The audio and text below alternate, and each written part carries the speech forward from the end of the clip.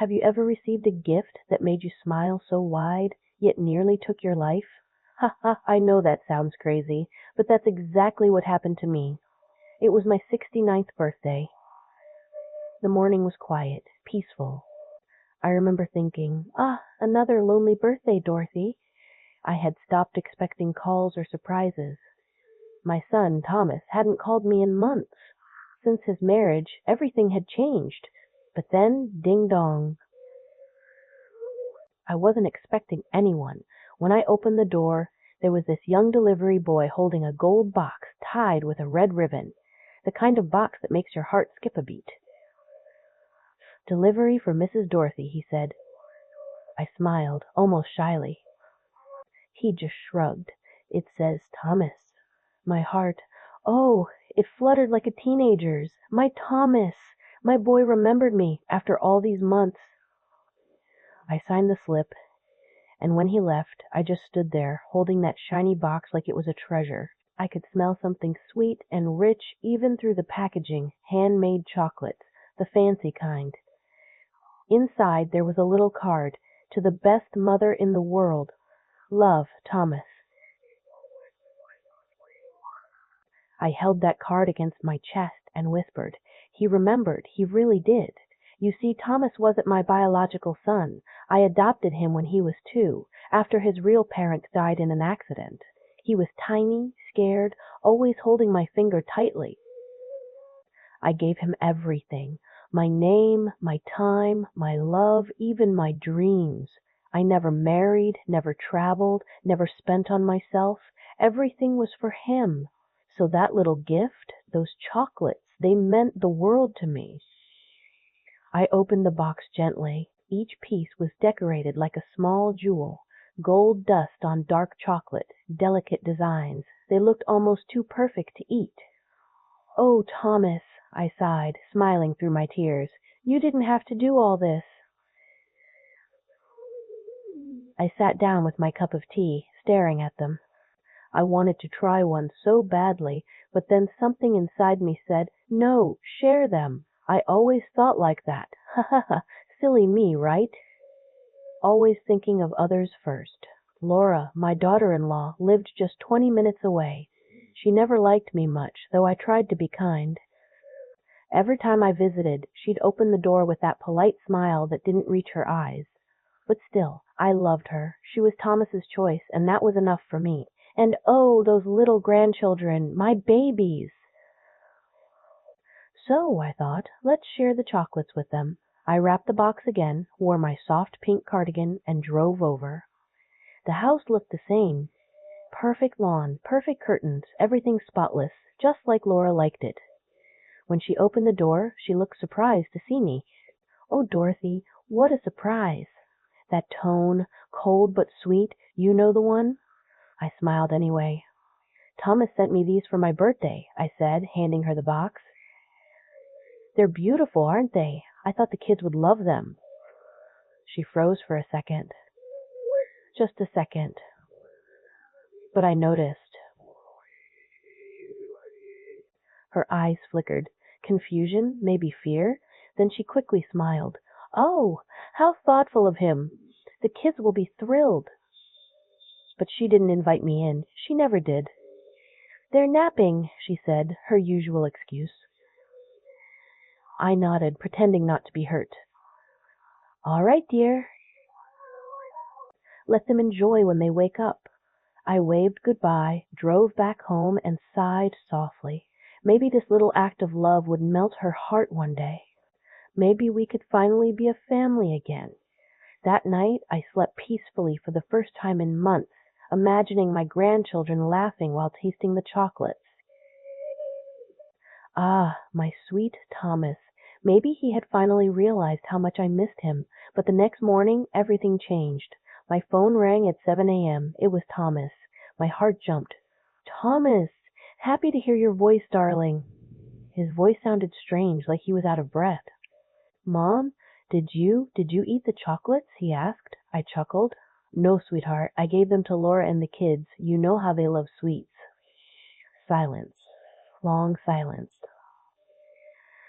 Thomas, are you there? Then suddenly, you did what? His voice cracked, almost shaking. I frowned. What's wrong?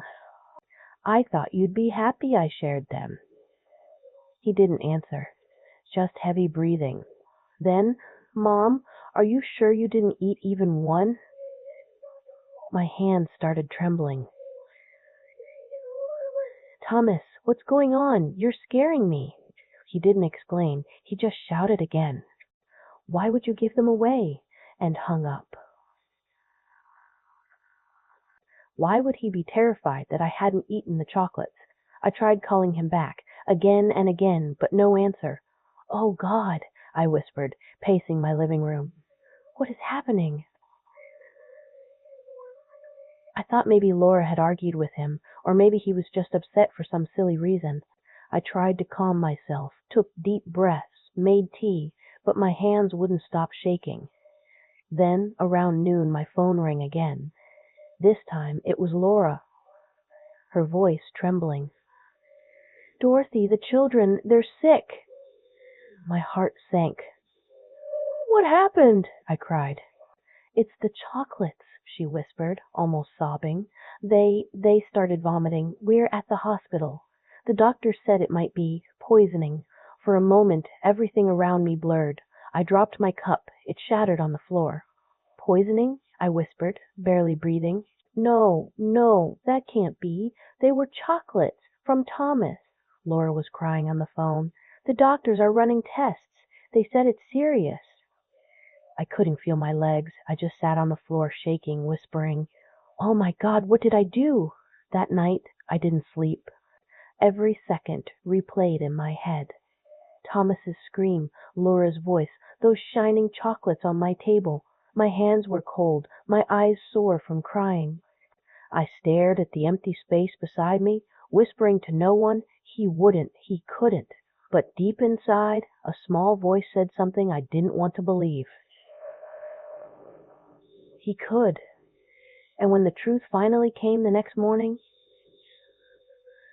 I wished I had never opened that door. It felt like my world had collapsed overnight. I barely slept, just stared at the wall until morning, my mind looping the same terrifying thought. What if Thomas knew? What if he sent those chocolates on purpose? No, no, that couldn't be. My son wouldn't do that. My Thomas loved me. I raised him with my own hands. I sighed deeply, rubbing my temples. You're losing your mind, Dorothy, I whispered to myself. Stop imagining monsters. But when my phone rang again, my heart nearly jumped out of my chest. It was Laura. Her voice was weak and shaky. Dorothy, she said softly, the doctors confirmed it wasn't regular food poisoning. My throat went dry. Then what was it? I whispered. There was a pause, a long, painful silence before she spoke again. They found traces of arsenic, real poison. The room spun around me. Arsenic? I repeated, my voice trembling.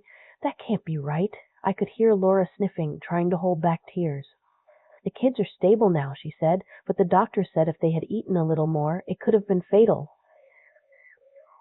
The word hit me like a knife to the chest. I pressed a hand to my mouth, trying not to scream.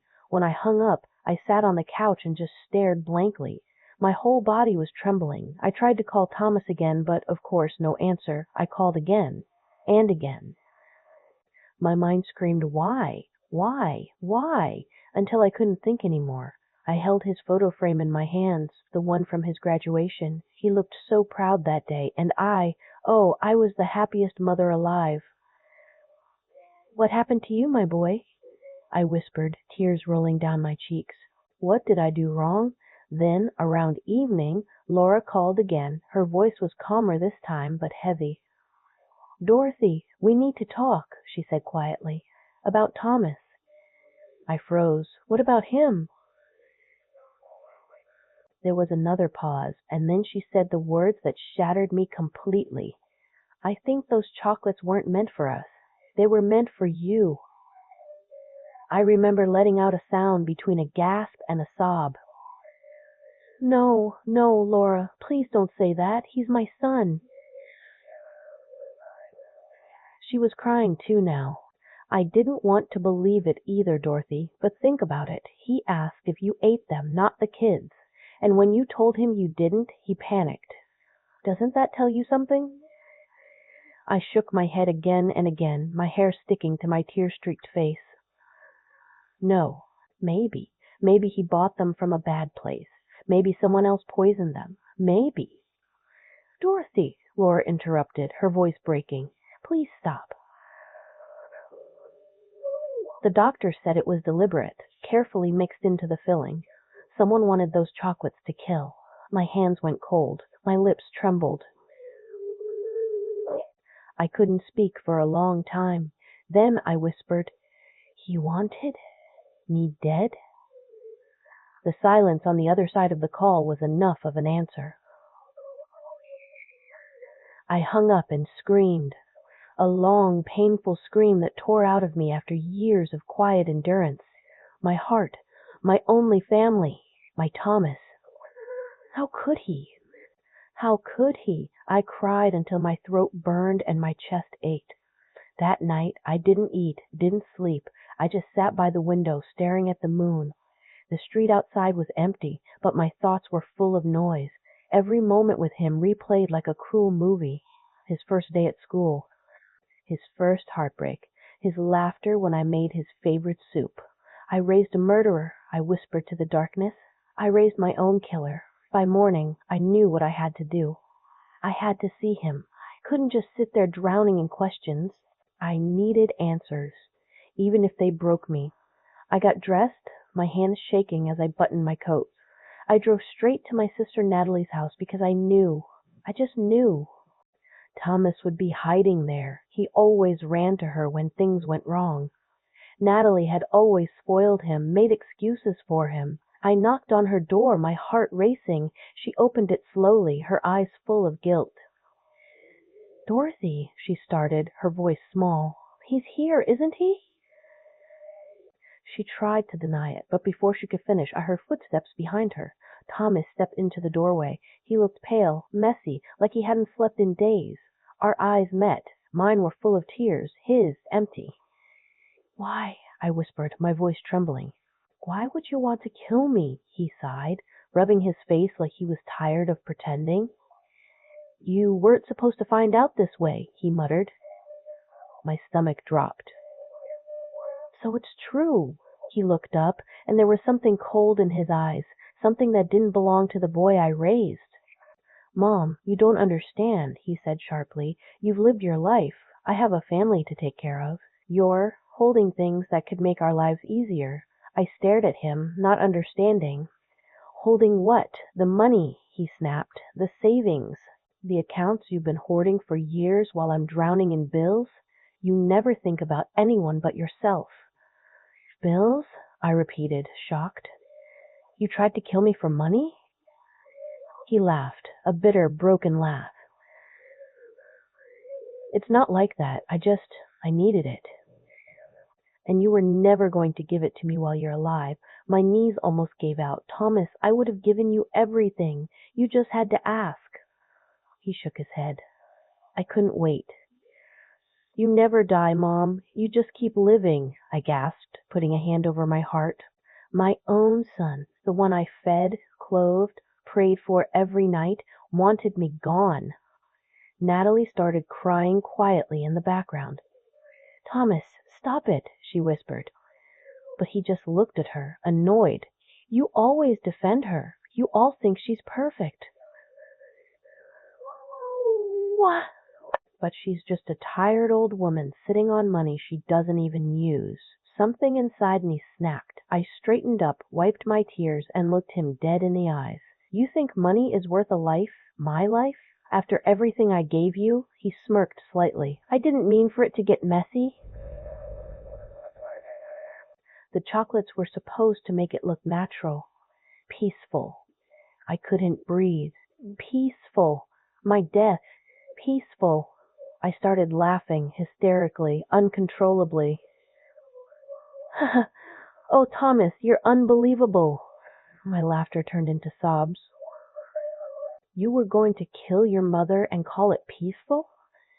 He didn't answer, just looked away. I took a shaky breath, my tears blurring his face. You've already killed something, Thomas.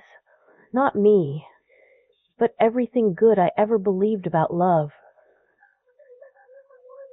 You tried to end my life, I said, my voice trembling but strong. But you've only ended yours. As I walked out of that house, I heard him shout behind me, You'll regret this, Mom. You'll regret turning your back on me. But I didn't stop. Not this time. I'd spent 40 years forgiving him. That day, I finally stopped. Sighed. If only he knew what kind of storm he had just awakened. When I stepped out of Natalie's house that day, it felt like I had walked out of my old life and into something completely different. The sky looked the same, the street was the same, cars drove by like nothing had happened, but inside me, something had died, or maybe something had finally woken up. I stood by my car, my hands shaking so badly I could barely open the door. My own son had admitted it. He didn't even try very hard to deny it. He wanted me gone, for money, for convenience, for his better life. I sat in the driver's seat and just stared at the steering wheel. My eyes were burning, my chest tight. Then suddenly I started laughing, a broken, bitter laugh.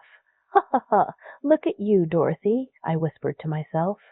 You spent your whole life being the good mothers, and your prize is poison chocolates. I don't even remember driving home. I only remember arriving, closing the door behind me, and sliding down to the floor. That's when I started sobbing. Loud, ugly weeping.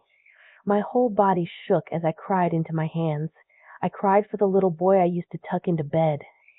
I cried for the woman I used to be, soft, patient, forgiving, always making excuses for him. I cried because I realized something horrible. All those little red flags over the years, I had ignored them. Every lie, every manipulation. I had smiled and said, Oh, that's just Thomas. He'll grow out of it. He didn't grow out of it. He grew into it. At some point, my phone buzzed again. My eyes were swollen, my voice rough when I answered. Hello? It was Laura. Her voice sounded tired, but clearer this time. Dorothy, she said quietly, the kids are out of danger now. They're going to be okay. I let out a breath. I didn't even know I was holding. Whoever put that poison in those chocolates knew exactly what they were doing. It wasn't an accident. It was planned. Tears slipped down my cheeks again. I talked to him, I whispered. He didn't deny it, Laura. He tried to justify it. Then she exhaled a sad little sigh. I believe you, she said. I didn't want to. Trust me, I fought it. I kept thinking, no, not the father of my children, not my husband. But I see him now. I've been blind too. We were quiet together, two women who had loved the same man in two different roles, mother and wife, and both of us were now standing in the ruins of that love. Dorothy, she said after a while, her voice stronger, we can't pretend this didn't happen. We can't let him walk around like nothing's wrong. I swallowed hard. He's still my son, I whispered, but he's also a man who tried to kill me and almost killed your children. And that, she replied, her voice steady now, is not just a family problem. That's a crime. Those words echoed in my mind long after I hung up. That's a crime. I had never thought of Thomas like that. For years, I only saw him as my boy, even when he yelled, even when he used me, even when he made me feel small. I always told myself, he's just stressed. He doesn't mean it. But this wasn't stress. This was attempted murder. The old me would have defended him. The old me would have said, let's not involve the police. It's family. The old me would have died quietly. But that night, something inside me shifted. Maybe it was grief. Maybe it was pure survival. I wiped my tears, stood up slowly, looked at myself in the mirror. Red eyes, wrinkled face, messy hair, and whispered, You're not weak. Not anymore. The next morning, instead of crying, I made a phone call. Not to Thomas. Not to Natalie. to a lawyer? Stanley. He was an old family acquaintance, someone who had helped me once with some papers years ago. When he picked up, his voice was warm. Dorothy, it's been a long time. Yes, I said, my voice steady, though my hands were shaking. And I think I finally need real help. I went to his office that afternoon. I felt so small walking into that big building, sitting on that leather chair across from his heavy wooden desk. My heart was thumping. Take your time, he said gently. Tell me everything. And I did. The chocolates. Call. The hospital. The arsenic. The confrontation at Natalie's house. Every word felt like glass scraping my throat. At one point, I started crying again, and he slid a box of tissues toward me. We'll figure this out, he said quietly. When I finished, he leaned back and exhaled. This is serious, Dorothy, he said. Very serious. Your son didn't just lose his tempers. He planned this, and those kids, they're proof that his plan almost hurt more than just you. I know, I whispered. I don't know what to do. He's still my son.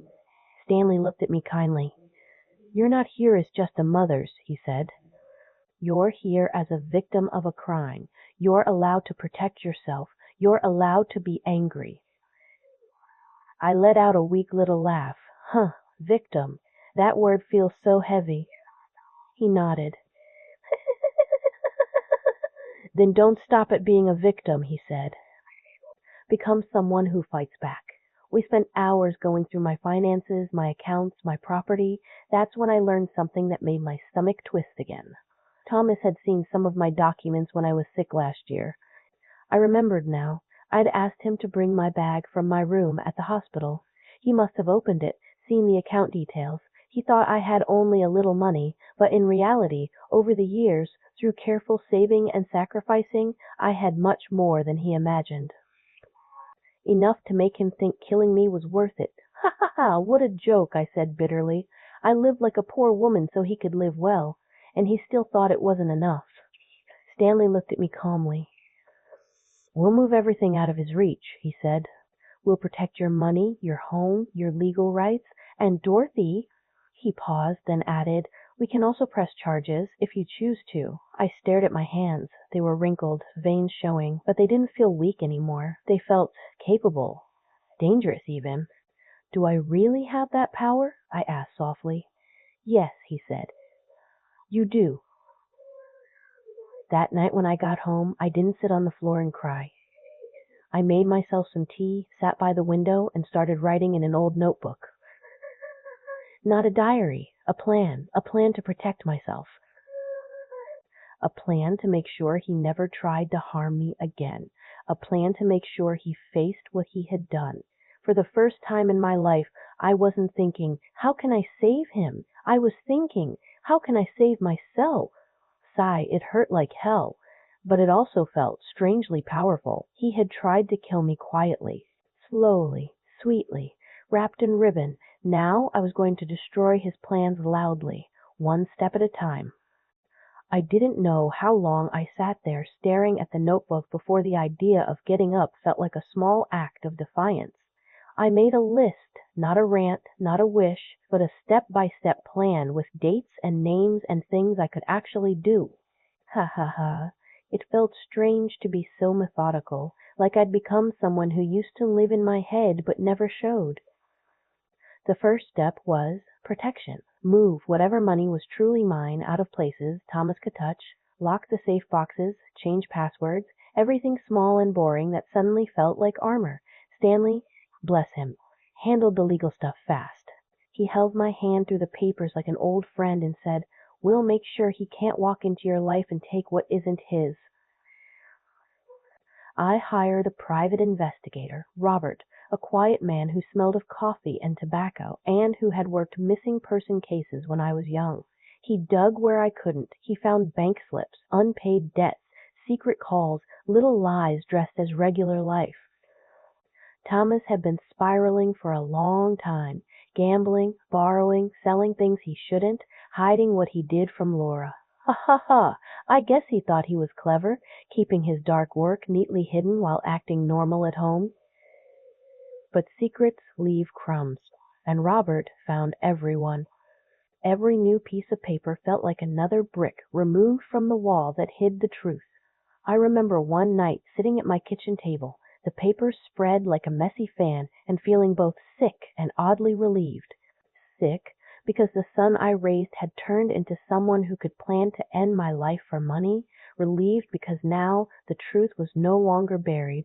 I changed other things too. My hairdresser, a bright woman named Yolanda, refused to let me slouch through life any more. You will not look like a woman who disappears, she said, and she made me look like I belonged in rooms that once felt closed to me. New clothes, simple but sharp, and a posture that said I had places to be and things to do. Not to impress anyone. I don't care about that. But because when you face a storm, you might as well look like you can handle the rain. I started meeting people who would never have come to my small kitchen for tea, lawyers, a financial advisor named Oscar, and a counselor who taught me how to turn the anger into something useful. Weeping still came some nights, big, loud, and ugly, and that was okay. Tears were part of healing, not its opposite, but between the tears I began to plan in a clearer voice. Public exposure was scary. The old me would have hid the whole thing to spare shame or scandal. But shame drives abusers, light stops them. So Stanley and I drafted a careful legal case, attempted poisoning, endangering minors, financial fraud. We had medical records, lab results showing traces of arsenic, the recordings from that night when Thomas lost his cool. Yes, I had a small recorder in my bag because some part of me had already started to prepare for the worst. Robert had taken photos of meetings, documents showing unpaid loans, and emails where Thomas lied to cover his tracks. Each paper and file was a small hammer, hitting him where it would hurt most, his freedom, his reputation, and his means. I remember the breath I took before signing the first demand letter, a line that said we could go to the police and we could go public. It felt like standing on a cliff and taking a deliberate step forward. In the weeks that followed, I acted calm on the outside while the machine of justice began to turn. I did not call Thomas. I let him think I was broken, maybe hiding under an old throw rug, waiting for him to come triumphantly back into my life. He did call, often, his voice at the edge of hysteria, bargaining, threatening, begging. Everything I had taught him never to be. I let the calls roll into voicemail. Let him hear his own words back when I needed confirmation of what he'd said. Meanwhile, Stanley filed civil claims and the criminal complaint. Robert continued to follow the money, and Laura, bless her brave heart, began to see clearly and sided with the truth. That was a turning point, when the woman I had once worried would always stand against me, stood by my side. We sat across from each other in a small restaurant that smelled of roasted coffee and toasted bread, and for the first time we were not competing. We were allies. She told me how shocked she had been, how she had kept making excuses for him because fear makes people small. I didn't want to believe, she said quietly, but now I can't unsee it. Her hand on the table, warm and honest, steadied me more than any fancy lawyer could. Then came the public step. The story needed to be told carefully. Not as a scream, but as truth. We invited a small, trusted reporter for an interview and laid out the facts. I practiced my voice, kept it even, let truth do the work. The first news segment surprised me. My face on that screen no longer looked like a woman begging for help. I spoke plainly about the chocolates, about the hospital, about being a mother who had been betrayed. The response was enormous and swift. Support poured in from strangers, women who wrote to say, "I was in your shoes," or "Thank you for not staying silent." It warmed me and scared me in equal measure. Thomas reacted publicly the way he had, privately, frantic, denial, attempts to spin the story. But the more he flailed, the worse he looked. People began to whisper when he passed them on the street. Clients pulled away. His workplace called him in for a meeting. He never left the same after. Ha ha ha, that sound. The sound of a man who built his life on theft and lies crumbling. It was not joy, but it was a kind of justice that made my night's rest easier. And still, I did not forget to live. I rented a small sunny place in the city, nothing ridiculous, just a spot with big windows and a kettle that whistled when the water boiled. I bought a few books on things I'd always said I'd read, signed up for a painting class, and I started a tiny notebook called Days I Lived for Me. Some mornings I wrote one line, went for a walk, saw a child fly a kite. Other times I wrote a fierce plan for the next legal step. The two things fit together, fight and rebuild. They are not opposite, they are the same. But the move that maybe surprised everyone most was when I took my first real step toward transforming pain into power. I started a small group for women who felt invisible, who laughed when no one clapped, and who kept buying their own groceries while others ate their savings. We met in that sunny room and shared the bowls of tea and the quiet stories that had never been heard. Each woman who came left with a small packet of legal tips and an idea that they could be more than endured. This, more than any court victory, felt like the true turning. It showed me my pain could seed purpose. And yet the story was far from over. The man who had tried to end my days was losing his life in front of the world, but he was still dangerous. He had friends who could make trouble, secrets that could bite back. I had strengthened my armor, but the next move would be the one that either finished him off or let him crawl back. I made tea, folded my hands, and smiled a small, quiet smile. What I did next would make everyone stand up and take notice, and it started with one phone call, one carefully placed meeting that would change the course of everything. Hook, if you think this was the end of him, wait. What came next turned his own words into his downfall, and the way I used the truth surprised even me. When I picked up the phone that morning, it felt like holding a small, dangerous animal, alive, twitching, ready to bite, the carefully placed meeting. I'd whispered about to Stanley wasn't some dramatic trap. It was simple, quiet, and surgical. I asked Laura to meet me at a small bistro in the city, the kind with chipped mugs and honest coffee, and I told her to come alone. When she arrived, she looked tired but determined, like someone who had slept badly for months and finally decided to stand up straight. We pushed the menus aside and put the paperwork between us like a third, silent person at the table. I slid a thick folder toward her. Bank statements, photographs, receipts showing cash that disappeared into thin air, and messages where Thomas lied to lenders and to her. Her hand shook as she turned the pages. "I didn't want to see this," she whispered, and then she looked up with wet, angry eyes. "But I do now." The way she said it made me feel less alone, like two small lamps suddenly brightening the dark corner of a huge room. We agreed then, without fanfare, to be allies.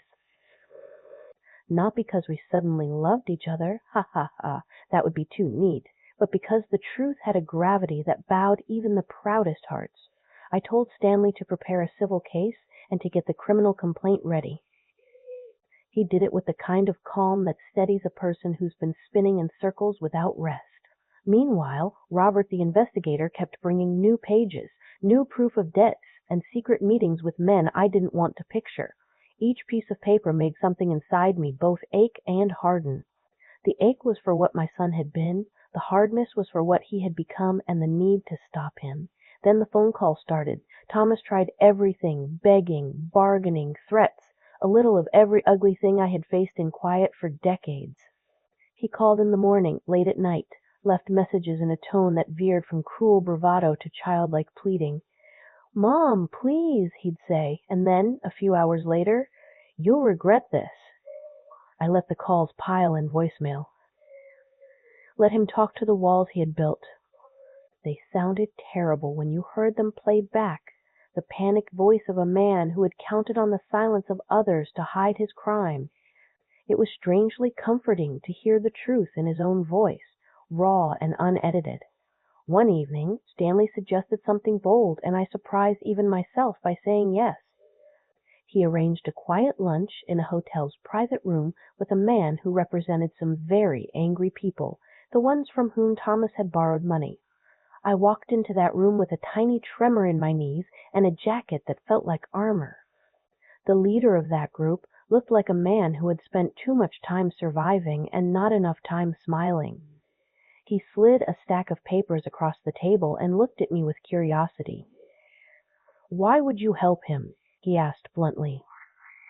"I'm not helping him," I said. "I'm helping his family. I'm paying what he owes so they won't be hurt again." The man steadied me, weighing the risk of a stranger who suddenly showed up with cash. "Why?" he asked. "You could have let him drown." I smiled a small, sharp smile. "Because I won't let my grandchildren sleep with fear. Because sometimes you pay to save someone else, not to save a monster." He took the check, eyed it, and then nodded curtly. I felt something lift from the air, a weight I hadn't realized I'd been carrying for months. That move surprised Thomas more than anything, not because I paid the debt, but because I did it on my terms. I made it clear the check was not for him.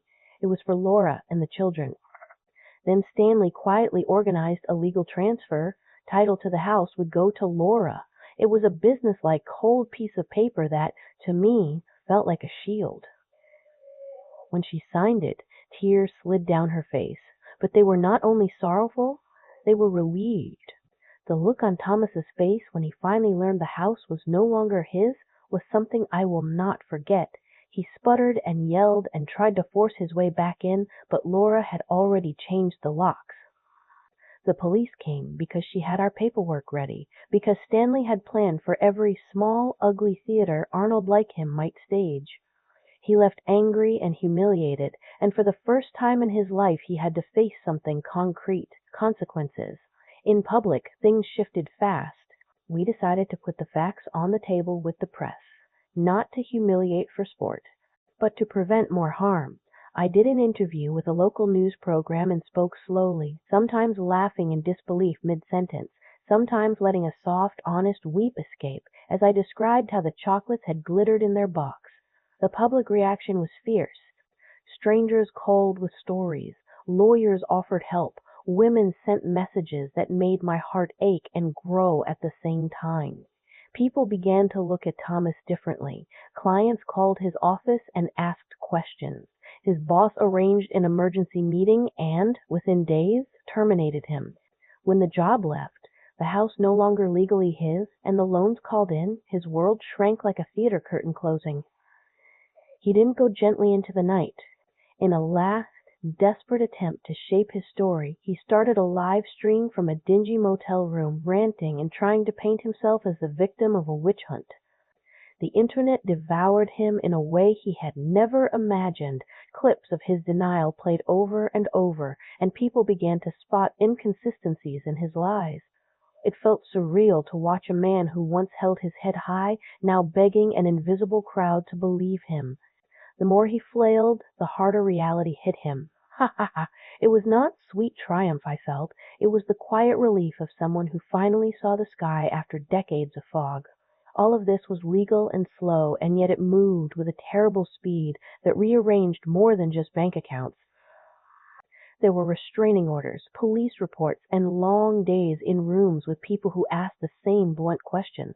Did you ever feel unsafe with him? Did he threaten you before? Answering those questions felt like pruning a dead branch from an old tree. Painful, but necessary. When the court dates arrived, we were ready with folders, doctors, and witnesses. But even as I prepared for legal battle, I built life outside of it. I kept painting on small canvases, meeting with the women's group, and learning how to boil an egg perfectly. A ridiculous little victory that made me laugh out loud. And then came the moment that felt like a small earthquake, his arrest. It was quiet, anticlimactic in a way I hadn't expected. Men in plain clothing led him out. He was handcuffed and muttering. I watched from a distance, not shouting, not dancing, simply breathing in the cold air and feeling something like peace settle into my chest. He had tried to take my life wrapped in a ribbon, but he had handed me the thing I needed most, the chance to become someone who mattered beyond being just, someone's mother. The legal fight was only the beginning. What happened next? how I turned the pain into purpose and helped others find their own voices. Changed everything in ways I could never have planned. It's strange how life keeps moving even when everything inside you feels frozen. After the arrest, the world outside didn't stop. Buses still honked, shops still opened, neighbors still watered their plants. But inside me, something quiet had settled.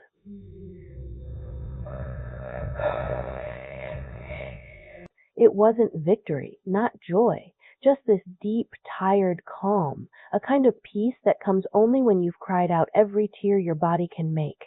In the first few weeks after Thomas's arrest, I didn't leave my new apartment much.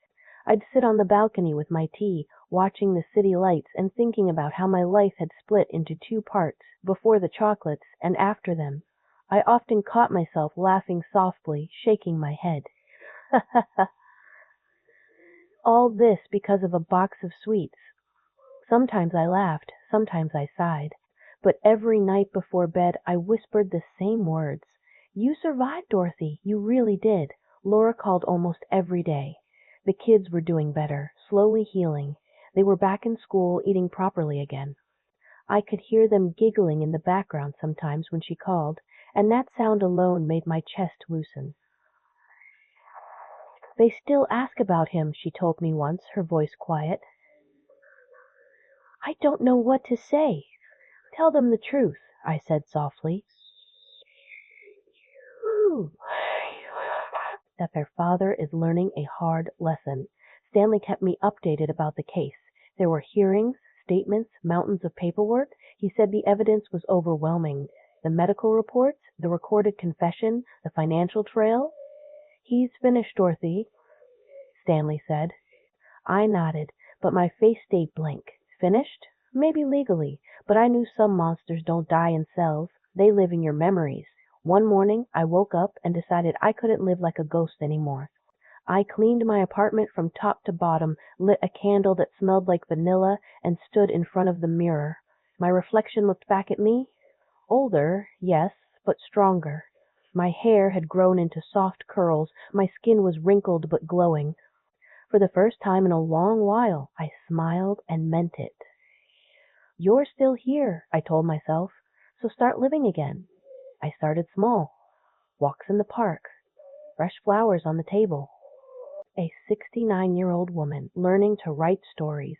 But oh, it felt good. Every word I wrote felt like I was reclaiming a little piece of myself. Laura came over one weekend with the kids. They hugged me so tightly I almost couldn't breathe. Little Anne looked up at me with her big, curious eyes and asked, Grandma, are you happy now? I knelt, kissed her forehead, and whispered, I'm learning to be, sweetheart.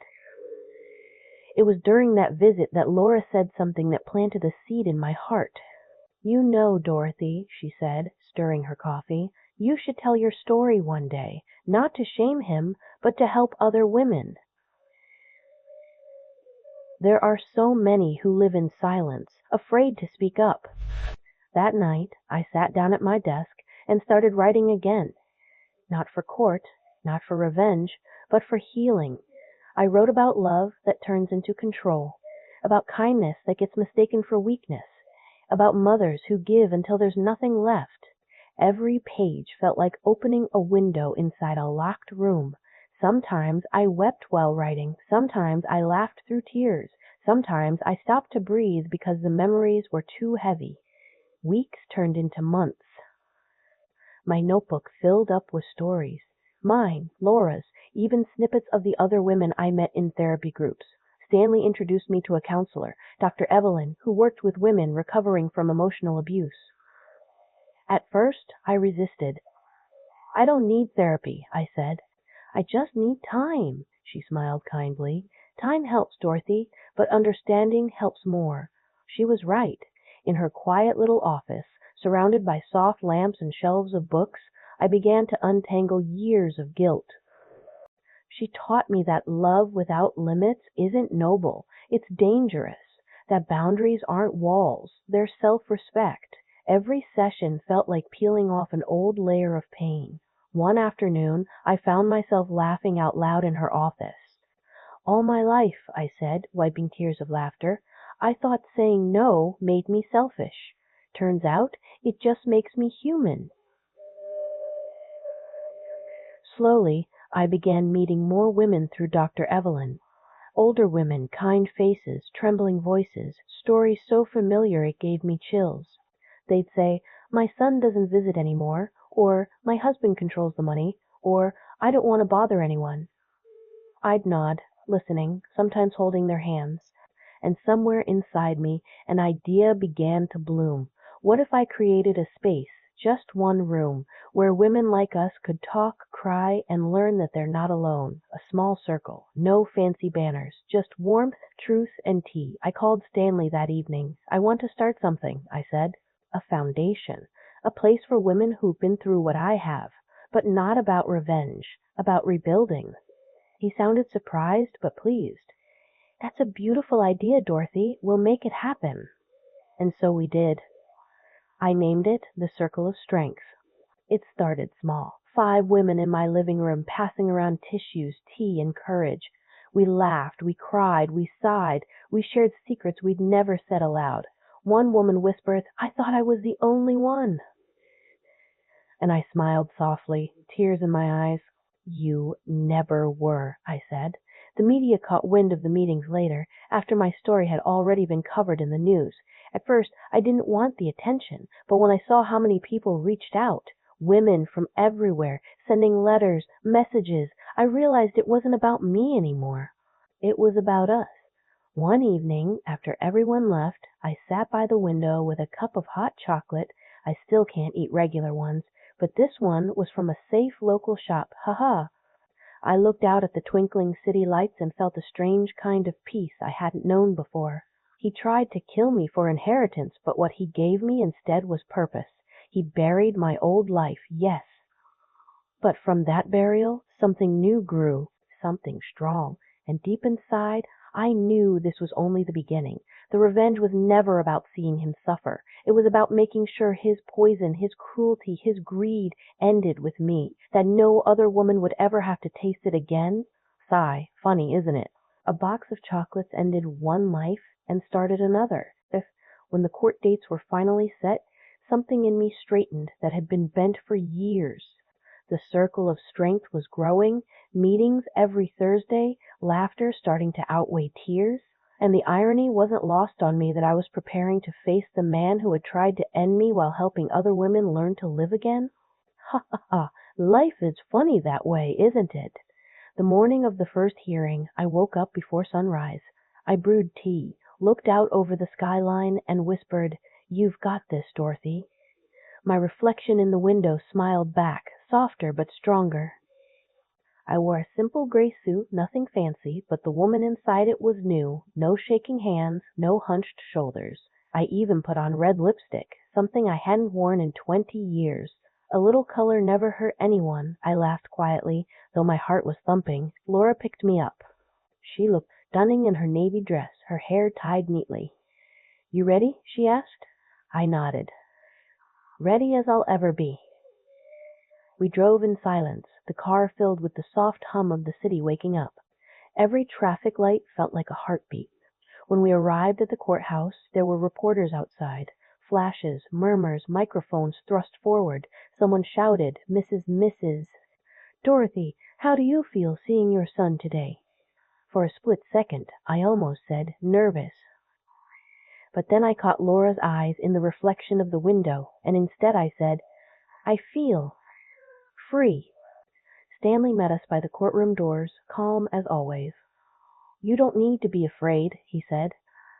I smiled faintly. "I'm not afraid, just heartbroken."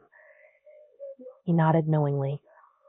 For months I'd imagined this moment, what I'd feel seeing him again. I expected anger, disgust, maybe pity, but what I actually felt was nothing, just emptiness. He looked smaller somehow, thinner, older. His once perfect hair was graying, his suit wrinkled. That, more than anything, broke what was left of my heart. The judge entered, the room hushed, the trial began. Lawyers spoke, witnesses came and went, evidence was shown, the recordings, the medical reports, the bank papers. I sat still, hands folded, breathing slowly. When they played the part of the audio where his voice yelled, "You did what?" the room seemed to hold its breath. I closed my eyes and whispered, "I remember." Then came my turn. The bailiff called my name, and I walked to the stand. My knees wobbled, but I stood tall. The judge asked me to state my name. "Dorothy Myers," I said, my voice steady, "age 69. The prosecutor asked softly, "Mrs. Myers, can you tell the court what happened?" I took a deep breath.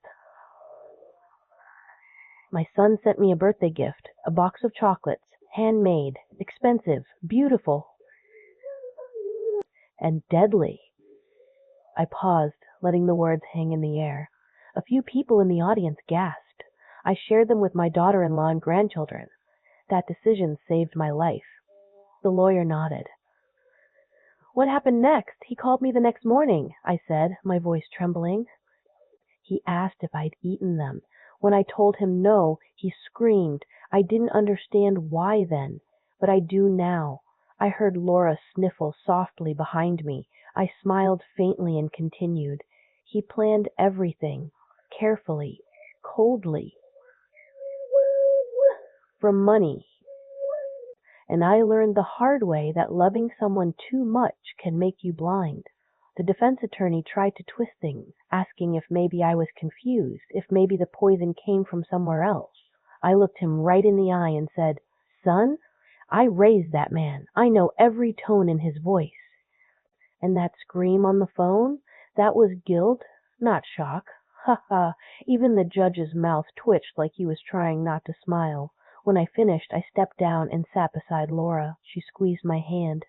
"You were incredible," she whispered. I sighed, feeling lighter than I had in years. I just told the truth. The trial went on for days.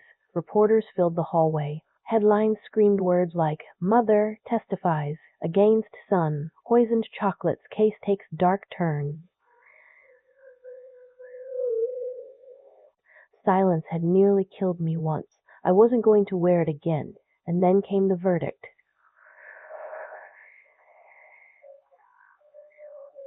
Guilty. When they led him out in handcuffs, he turned toward me for the first time. His voice cracked, desperate. "Mom, please, you can't just watch me like this. You're my mother." I looked straight at him. My voice was soft, not cruel. "You made sure I stopped being that the day you tried to kill me." He froze. The officers led him away. "Myers, do you feel justice has been served?" I smiled faintly. "Justice, yes," I said, "but peace. Peace is something I'm still learning." That night, when I got home, I poured myself a glass of wine. Just one. I raised it toward the window and whispered, "Here's to the women who survive what should have destroyed them." I laughed softly, tears rolling down my cheeks. "Ha ha ha! And here's to the ones who finally find their voice." Sigh.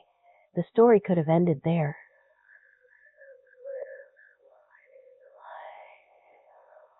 Because sometimes surviving isn't the final chapter. It's the first page of a whole new book. What happened after that trial wasn't about revenge anymore. It was about rebirth.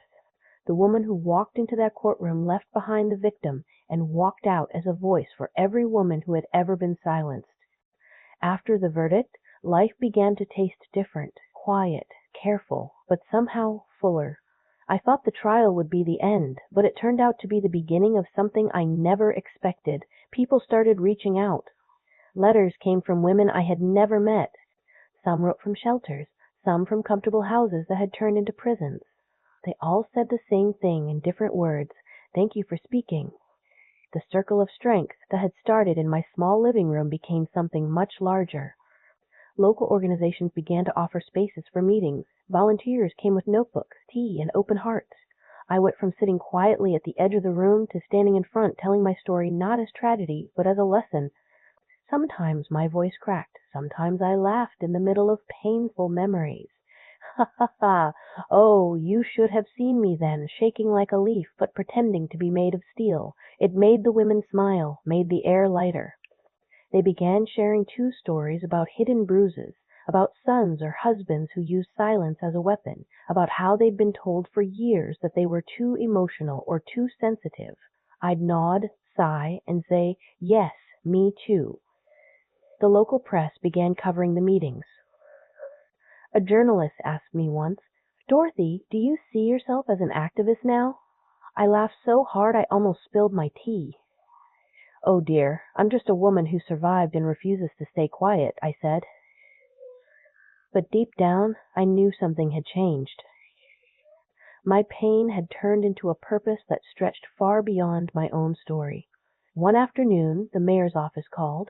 They wanted to honor me at a community event. Me, Dorothy Myers, the woman who used to bake pies and wait for phone calls that never came.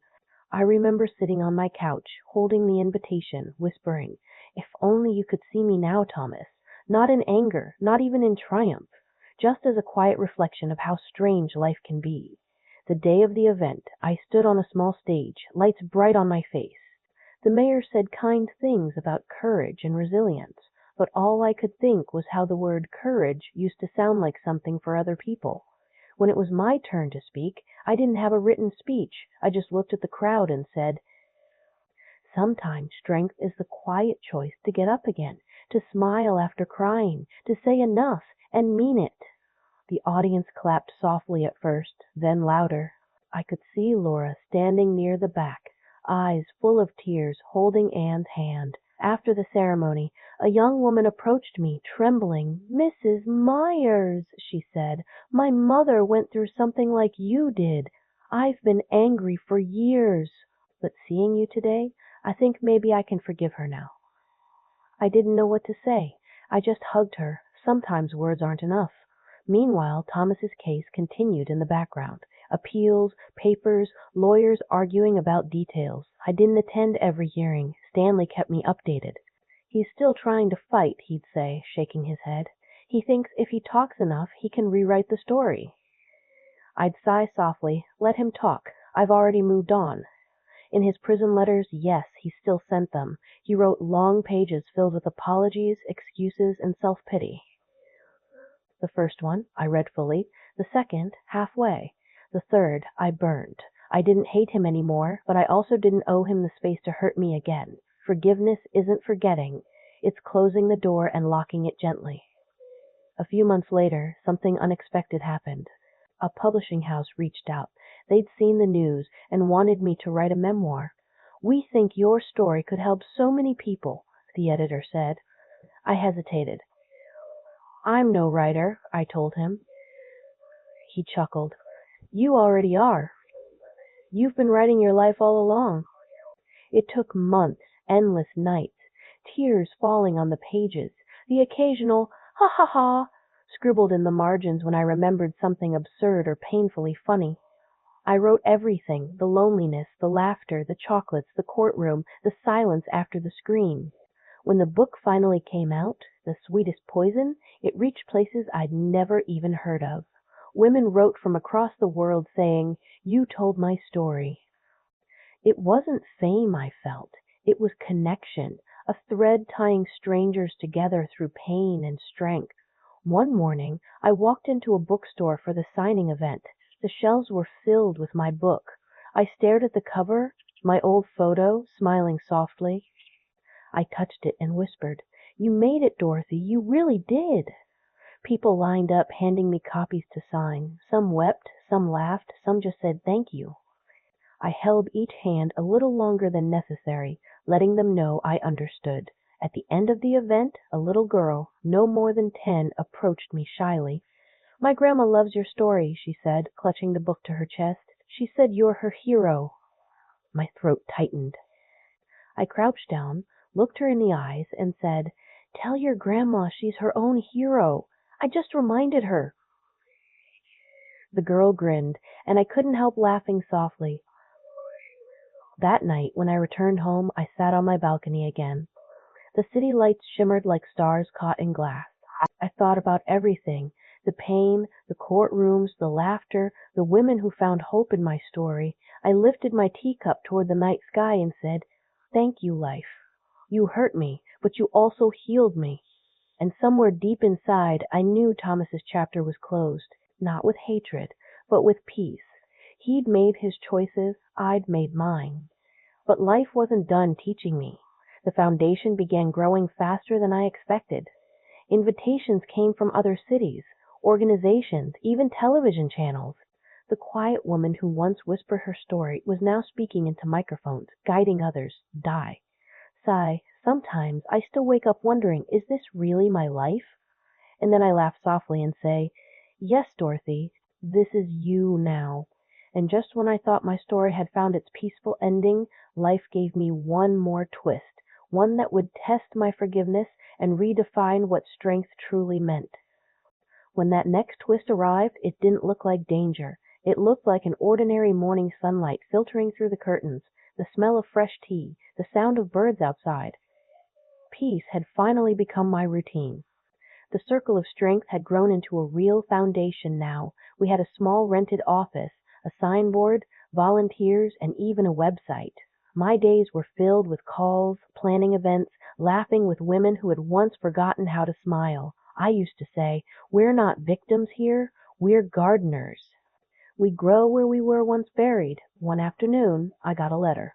A plain white envelope with no return address.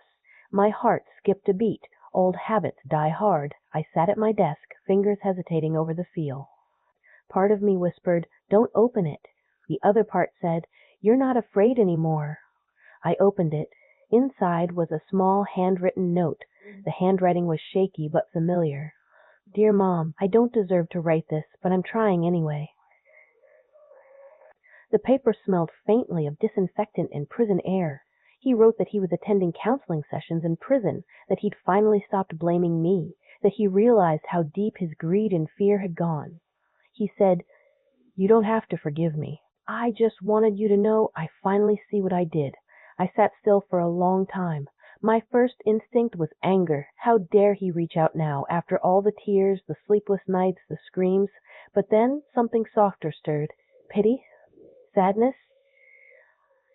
Maybe both. You finally see, I whispered. But look how late you opened your eyes. I didn't write back that day. Or the next. I carried the letter with me for a week, folded inside my journal. Every time I touched it, I felt the tug of war inside me. The mother who still loved her son, and the woman who had to protect the scar she'd worked so hard to heal. During one of our foundation sessions, I read the letter aloud. Anonymously, of course. After I finished, a woman named Grace, who had survived 20 years of abuse, spoke softly. Forgiveness isn't a gift we give to others, it's a door we open for ourselves. Those words hit me like a quiet thunderclap. That night, I sat at my desk and took out a fresh sheet of paper. My hands were steady as I began to write. Dear Thomas, I received your letter. I'm glad you are learning to see the truth. But forgiveness isn't something I can hand out like candy. It's something I live. Every day that I wake up and choose peace instead of anger, I forgive you a little. I won't visit you. Not because I hate you, but because that chapter is closed. I hope you use your time to become a man who understands what love really means. You lost your mother, but you can still find your humanity. I signed it simply, Dorothy. Not Mom, just Dorothy. I mailed it the next morning. And when I dropped it into the postbox, I felt something lift inside me, like exhaling a weight I didn't know I was still holding. A few weeks later, I got a small postcard from the prison chaplain. It said, he received your letter. He cried for a long time. He's reading now, helping others in counseling. I folded the card and put it away. That was enough. No drama, no reunion, just closure. Months passed, and the foundation grew busier. We started workshops in schools, teaching young girls about boundaries and respect. I stood in front of classes, telling them, strength isn't how loud you shout, it's how calmly you walk away when someone tries to silence you. They listened wide-eyed, and I couldn't help but smile. Ha ha ha, I sound like an old teacher now, I'd joke, and they'd giggle. One evening, Laura and the kids came over. Anne had made me a drawing, me standing on a stage with little hearts floating around. You're famous now, Grandma, she said proudly. I laughed until I cried. Oh, sweetheart, I'm just finally being heard. Later, when the kids had gone to bed, Laura and I sat on the balcony with mugs of cocoa. She looked at me quietly and said, "You know, Dorothy, I think he's paying his price. But you found your freedom. Maybe freedom is what comes after we stop asking why and start saying enough." We clinked mugs gently, and for the first time, it didn't hurt to talk about him. Then, one morning, a phone call came from the prison. My stomach tightened as I answered. The chaplain's voice was kind but heavy. "Mrs. Myers," he said softly, "I'm sorry to inform you. Thomas passed away last night. Heart failure." Just silence. Then I whispered, "Thank you for letting me know." After I hung up, I sat there, numb. I didn't cry, not at first. I just sat still, listening to the ticking of the clock. Then slowly tears began to fall, not for the man who tried to kill me, but for the little boy who once held my hand and called me Mommy. I wept quietly, my shoulders shaking, my face buried in my palms. "Oh, Thomas," I whispered, "you could have had everything. Love, family, peace. You chose poison instead." Later that day, I walked to the park near my house. The sun was setting, painting the sky in orange and pink.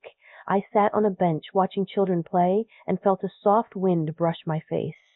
For a moment, I closed my eyes and imagined that somewhere, somehow, his soul had found rest. "Goodbye, my son," I whispered, a faint smile through tears. "You finally can't hurt anyone any more." That night, I wrote one final line in my journal. "He poisoned my body once, but I healed my soul forever." From that day on, I didn't carry guilt anymore, only gratitude for second chances. I thought that was the last page of my story, but life had one more gift left for me, one that showed that even after the darkest storms, love can still return in the most unexpected form. 10 years later, the world around me had changed, and so had I.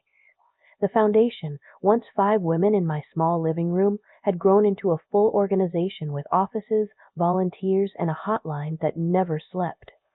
The Circle of Strength had become a sanctuary for hundreds of women who once thought they were alone.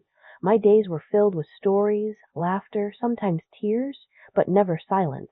I was 80 now. My hair had turned silver white, my skin lined with stories time had written gently across it. I'd wake early every morning, make myself a cup of tea, and walk to the window just as the sun began to rise. The city was quieter at that hour, and I loved it. It was my favorite time, the in-between where night handed over to day. "We made it, Dorothy," I'd whisper to myself. "You really made it." Laura often came by, still graceful, still warm. Anne was grown now, studying law. Imagine that! A lawyer just like Stanley once was. "I want to help people like Grandma did," she told me one afternoon, her eyes shining. I laughed softly, wiping a proud tear. "Then you'll do beautifully, my dear. Just remember, justice isn't only about laws. It's about compassion, too." We'd sit together in my sunlit kitchen, talking for hours about life, choices, forgiveness. Sometimes we'd even talk about Thomas. Not with anger.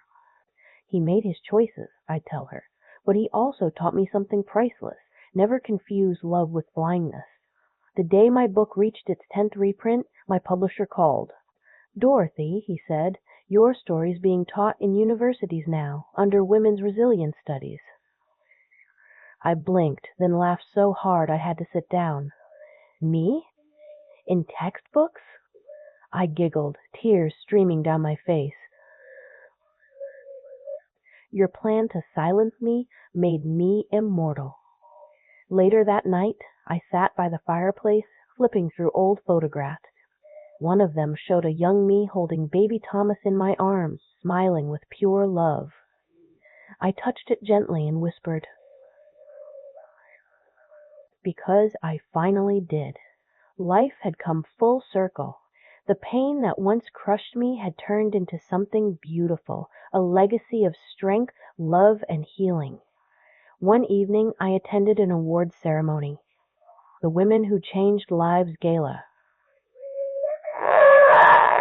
The hall was grand, filled with laughter, clinking glasses, soft music. When my name was called, I walked slowly to the stage, cane in hand, but back straight, smile steady. The audience stood and clapped. It felt surreal. The host handed me the award, a golden figure of a woman standing tall with her arms open. "This," she said, "is for the woman who turned her pain into power, who proved that no poison is stronger than the will to live." "I used to believe my story ended the day my son tried to take my life," I began, my voice trembling softly. "But I was wrong. That was the day my real story began. Because when someone tries to destroy you and you survive, you don't just live, you rise." The audience was silent, hanging on every word. I smiled gently. He wanted my inheritance, but what he left behind was my legacy. "Ha ha ha," I chuckled softly. "Life has such a strange sense of humor, doesn't it? It takes everything away and then gives you something far more precious, yourself."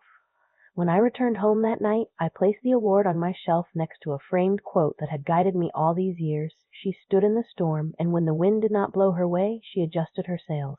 I made my tea, sat on the balcony, and watched the stars. The world was quiet, peaceful. I closed my eyes, letting the cool breeze brush my face. I whispered softly, "To every woman who thinks her story is over, it's not. The pain you're feeling is just the start of your becoming. Keep breathing. Keep walking. One day you'll look back and smile, just like I do now." A gentle sigh escaped me. I leaned back in my chair, feeling the warmth of the universe around me. "Good night, world," I said with a small laugh. This old heart finally rests easy, and as the night deepened, the stars twinkled brighter, as if the universe itself was whispering back, "Well done, Dorothy. Well done." She died not as the woman who was poisoned, but as the woman who healed the world with her story. Because sometimes the best revenge is simply living beautifully. If this story touched you, even a little, leave a comment, my dear. And remember, you deserve peace, love, and respect. Take care of your heart. I'll see you in the next story.